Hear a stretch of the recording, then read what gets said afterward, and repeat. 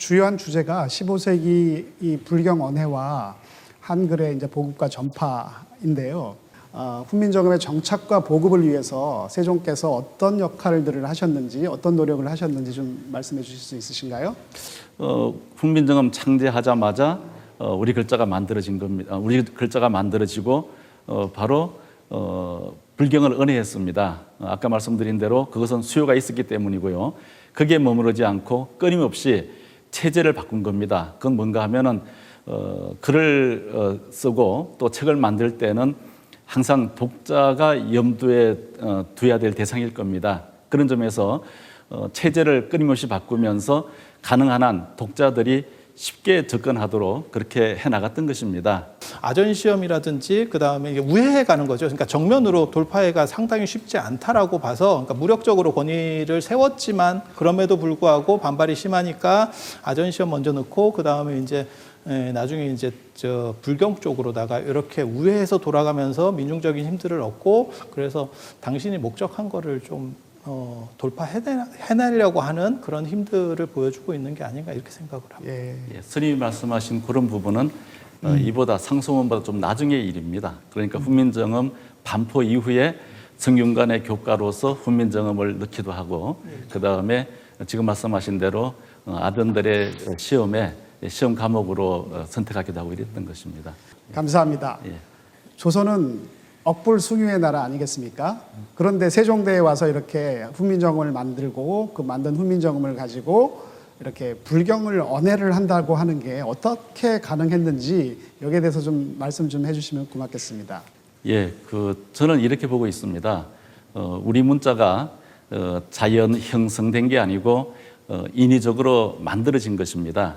그러면 누가 글자를 만들었건 똑같은 그 이치라고 생각을 하는데 새로운 문자를 만들었다. 그러면 이 문자의 보급을 위해서 어떻게 할 것인가? 그러면 당시에 뭐 세종을 비롯한 그 수양대군 그 다음에 왕실에서는 당시에 가장 많이 읽히고 있는 책이 무엇인가? 그리고 그 책을 번역함으로써 우리 글자의 정착 및 보급을 도모했다고 생각을 합니다. 그리고 당시에 수요가 가장 많았던 것은 역시 불경이었습니다. 물론 조선이 치국 이념으로서 유교라고 얘기를 했지만 고려시대 내내 불교였고 당시에 기층 민중에서는 불교가 많았다고 생각을 합니다. 그래서 자연스럽게 불경이 선택이 되었고요.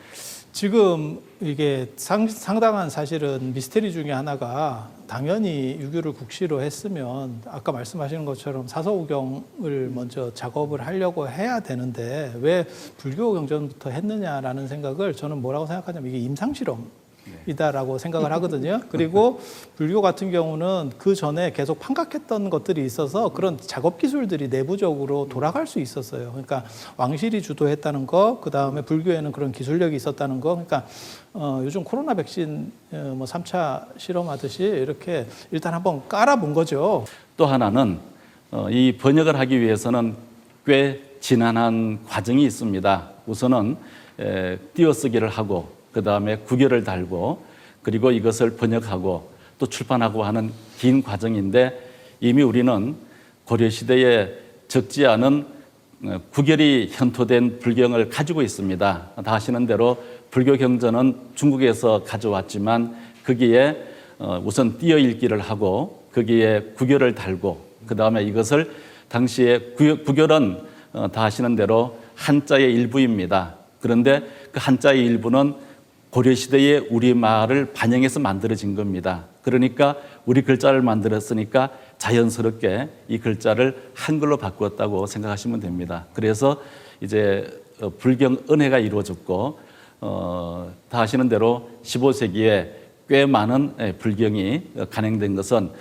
그 과정에서 우리 문자의 확산과 보급에 지대한 영향을 미쳤다고 생각을 하고요. 그런데 이런 것은 산스크리트나 중국 한자나 그 다음에 우리 불경에 대한 이해가 없으면 가능하지 않습니다. 그런 점에서 당시에 해각존자인 신미 스님 그리고 학열, 학조 이렇게 내려가면서 이분들의 지대한 공로가 있었다고 생각을 하고 저는 그런 점에서 훈민정음 창제에 대한 세종 그다음에 신미스님의 논란 그거를 좀 벗어나서 세종은 창제에 혁혁한 업적을 남겼고 이것을 정착시키고 보급시키고 확산시키는 것은 해각존자 신미스님이 가장 지대한 영향을 미쳤다. 그런 점에서 창제 못지않게 해각존자 신미스님의 역할도 컸다고 생각을 합니다.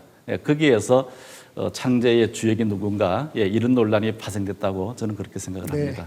그리고 본격적으로는 수양대군이 세조가 되고 난 다음에 1471년에 본격적으로 불교 경전을 간행하는 출판 기관을 만들었습니다. 원래 출판 기관 말고 여러 가지 맡은 게 있었는데 저희는 그냥 출판에 관련돼서 말씀을 드리면 불교 경전, 한문 경전 한 30권, 그 다음에 한글 경전 9권을 만들었습니다. 아까 말씀드린 대로 초기에 불경언해, 그 다음에 강경도감에서 만들어진 불경언해 이런 것들이 조선시대 내내 출판의 한 전형이 되었습니다. 그러니까 이런 것들이 모두 이어져서 오늘날 우리가 자연스럽게 말하는 것을 적을 수 있게 되었으니까 전체적으로 이 불경언해가 오늘날 우리 글자의 중요한 토대가 되었다 이렇게 말씀을 드릴 수 있습니다.